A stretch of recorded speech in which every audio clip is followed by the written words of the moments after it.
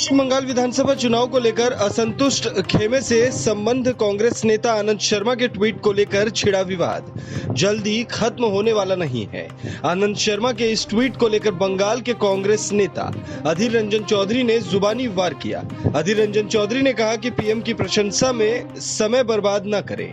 वहीं कांग्रेस के दिग्गज नेता तारिक अनवर ने भी इस मामले में आनंद शर्मा पर निशाना साधा है। असम में कांग्रेस की महासचिव प्रियंका गांधी ने चुनावी रैली को संबोधित किया। इस दौरान प्रियंका ने प्रधानमंत्री के असम की चाय खतरे में है वाले बयान पर तीखा प्रहार किया। असम के अस्तित्व पर जो वार बीजेपी और आरएसएस ने किया है, उसके अस्तित्व पर खतरा वही है। सीएए एनआरसी पर केंद्रीय गृह मंत्री अमित शाह को घेरते हुए प्रियंका ने कहा, सीएए एनआरसी की बात गृह मंत्री ने पूरे देश में की तो यहां आकर चुप क्यों हो जाते हैं। उत्तर प्रदेश के मुख्यमंत्री और भारतीय जनता पार्टी के फायर ब्रांड नेता योगी आदित्यनाथ ने मंगलवार को बंगाल में चुनावी सभा को संबोधित किया। बंगाल के मालदा में योगी आदित्यनाथ की रैली हुई, जहां उनके निशाने पर राज्य की ममता सरकार रही। योगी ने कहा कि 2 मई के बाद टीएमसी के गुंडे जान की भीख मांगेंगे और गली में तख्ती लटकाकर माफी मांगेंगे। पूर्व प्रधानमंत्री डॉक्टर मनमोहन सिंह ने मंगलवार को केंद्र सरकार पर करारा प्रहार किया। मनमोहन सिंह ने कहा कि 2016 में बगैर सोच विचार के लिए गए नोटबंदी के फैसले के चलते देश में बेरोजगारी चरम पर है और अनौपचारिक क्षेत्र खस्ताहाल है। उन्होंने राज्यों से नियमित रूप से परामर्श नहीं करने को लेकर भी केंद्र की मोदी सरकार की आलोचना की। हरियाणा के राज्यपाल सत्यदेव नारायण आर्य ने मंगलवार को 75% रोजगार बिल को मंजूरी दे दी। उप मुख्यमंत्री दुष्यंत चौटाला ने ये जानकारी दी। उन्होंने कहा कि प्रदेश के युवाओं के लिए आज खुशी का दिन है। इस बिल की मंजूरी के बाद अब प्रदेश के युवाओं को निजी नौकरियों में 75% आरक्षण का अधिकार मिलेगा। उन्होंने कहा कि हर कंपनी, सोसाइटी, ट्रस्ट में हरियाणा के युवाओं को 75% का आरक्षण मिलेगा। दिल्ली दंगे को लेकर दाखिल याचिका पर मंगलवार को दिल्ली हाई कोर्ट में सुनवाई हुई।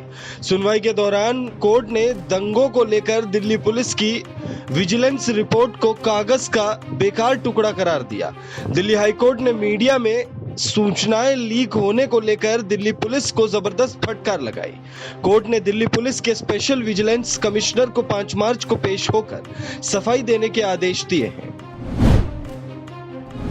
हरियाणा के कुंजपुरा स्थित सैनिक स्कूल के 54 छात्रों के कोरोना पॉजिटिव पाए जाने से हड़कंप मच गया।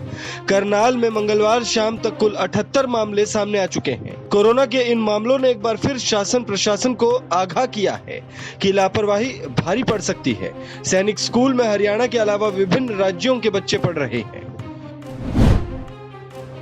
लोकसभा टीवी और राज्यसभा टीवी अब आपके सेटअप बॉक्स पर नहीं दिखेगा, क्योंकि इन दोनों चैनल को मर्ज कर दिया गया है।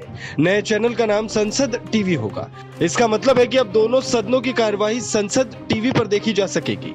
इतना ही नहीं, इसी नए प्लेटफॉर्म पर हिंदी और अंग्रेजी में करंट अफेयर्स से जुड़े कार्यक्रम भी होंगे। रिटायर्ड आईएएस रवि कपूर को संसद टीवी की जिम्मेदारी दी गई है। उत्तर प्रदेश पंचायत चुनाव 2021 की तैयारी अंतिम चरणों में है। 75 जिलों के लिए होने वाले आरक्षण की सूची भी तैयार हो गई है, जिसे मंगलवार को सार्वजनिक कर दिया गया। लेकिन फाइनल सूची 15 मार्च को जारी होगी। इसी के बाद सूबे में पंचायत चुनाव को लेकर अधिसूचना जारी कर दी जाएगी। इस बीच चुनाव आयोग ने भी प्रत्याशियों की फिजूल खर्ची पर लगाम लगाने के लिए खर्च सीमा तय कर दी है।